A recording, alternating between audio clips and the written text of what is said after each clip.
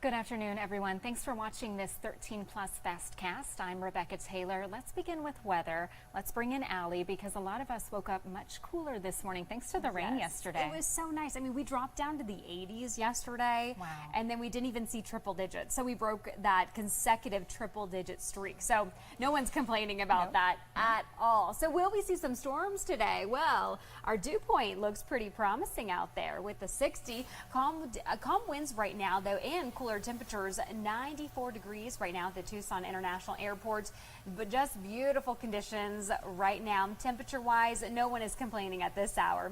83 if you're in Bisbee, 92 in Benson, 94 for Marana, 90 in Nogales, 89 for Safford, and 87 for Sierra Vista.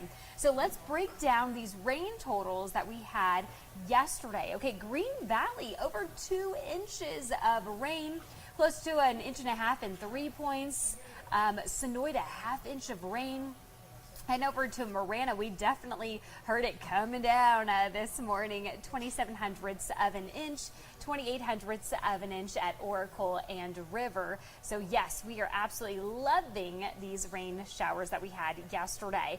Unfortunately, probably more so on the drier end today, but hey, you know what? I'm still going to give it a 30% chance for rain.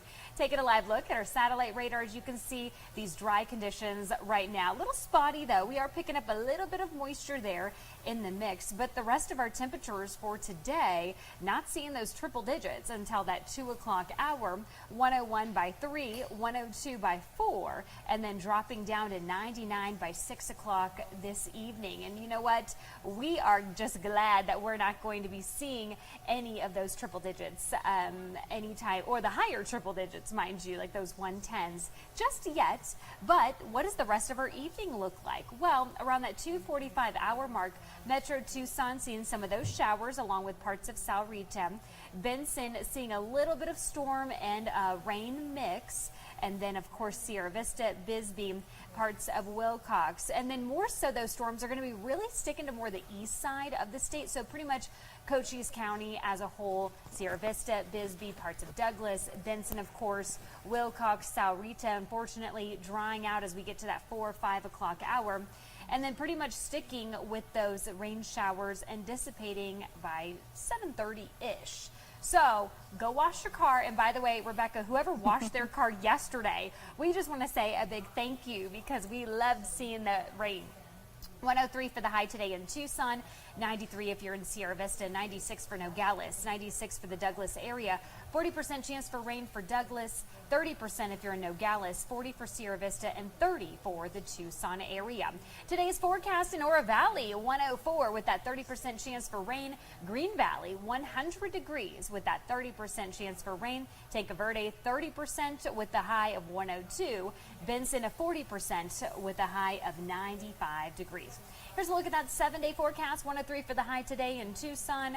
Cooler temperatures, unfortunately, a lesser chance when it comes to those rain showers for your Thursday. 30% by Friday, a high of 101. Happy to put that 99 though, Rebecca, on Saturday. And the good news is we're staying below that 110 degree mark. But 107 still on the toasty side, so soak up Saturday. How perfect, 99 degrees on a weekend. It doesn't get better than that in August. Yeah. Allie, thank you very much.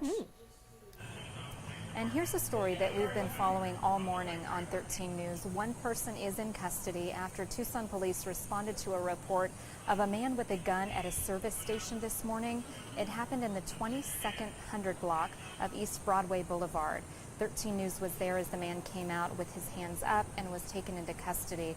There were no reported injuries. The incident shut down Broadway for much of the morning, but it has reopened. And a desperate scene in Hawaii where a wind-fueled brush fire ripped through a community. Dozens of homes have been destroyed in Lahaina, and people have been forced to jump into the water to avoid the flames. The Coast Guard has rescued at least a dozen people from the water, but there is no official word on the total number of injuries. The fire is being fueled by winds from Hurricane Dora as it passes south of the state. Wind gusts have topped 70 miles per hour. Hawaii's acting governor, Sylvia Luke, says the Hawaii National Guard has been activated.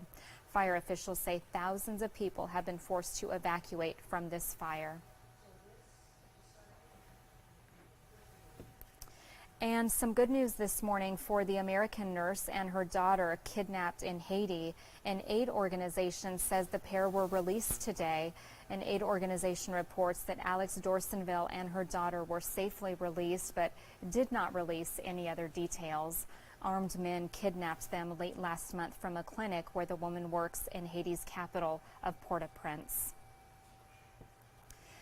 The jail population continues to rise in Pima County despite a decade-long effort to drop the inmate count. Chief Investigative Reporter Valerie Cavazos continues to dig deeper into the system. Listen to this. Reform without enough results. It can be a tough pill to swallow, but that's what some Pima County leaders are seeing right now. Tonight, a look at where it now stands.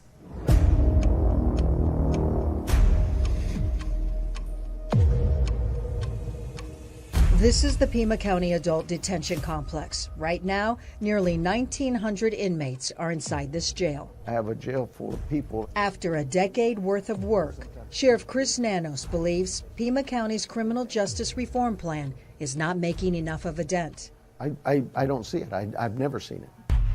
It all started with a directive: drop the inmate population in the Pima County Jail to 1,300 to avoid building a new one. In 2014, the jail was bursting at the seams, averaging 2,100, sometimes cresting over 2,300.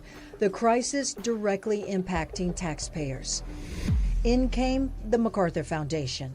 The private organization had launched a nationwide safety and justice challenge to help cities rethink their criminal justice systems. The initiative's goal: reduce over-incarceration with new strategies and advance racial equity. The county came up with 6 new strategies to make it happen here. The foundation awarded the county nearly $4 million to help make it all work. Data shows the inmate count hovered around 1,850 for several years. And then in 2020, a sudden change. A dramatic drop in the count to about 1,500 inmates the next year, getting much closer to the county's goal of 1,300. But the sheriff points out, not because of any real reform. Simply, we said, quit arresting for a while. We got to, if you can, cite the person, don't book them. There was really no real policy change. It was simply COVID. But the person now leading the county's reform effort has a different take, saying if it wasn't for the work done so far, the inmate count would be a lot higher because the county's population continues to grow, 7% since 2010. You see that reflected in our bookings. You see that reflected in the jail population. Despite best efforts to try and reduce it, it's continuing to increase.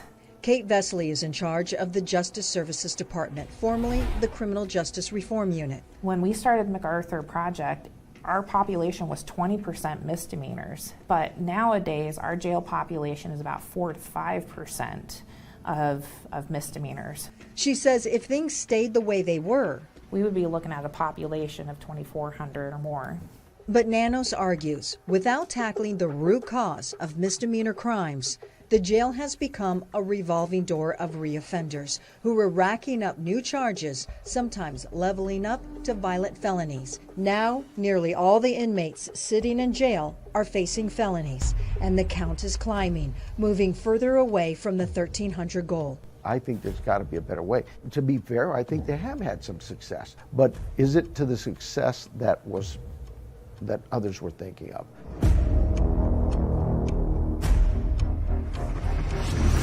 And that includes the MacArthur Foundation. What we've learned from the foundation that helps paint a clearer picture of Pima County's reform efforts. We'll have that next week as we continue our investigation into the criminal justice system shortfalls. Valerie Cavazos, 13 News Investigates.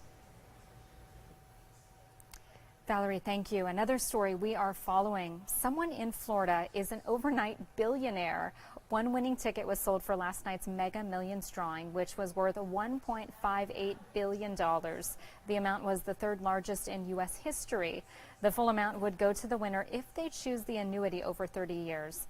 Most people choose the all-cash option, which would be about $780 million. Still, not a bad haul at all. Thanks so much for joining us. Have a wonderful day.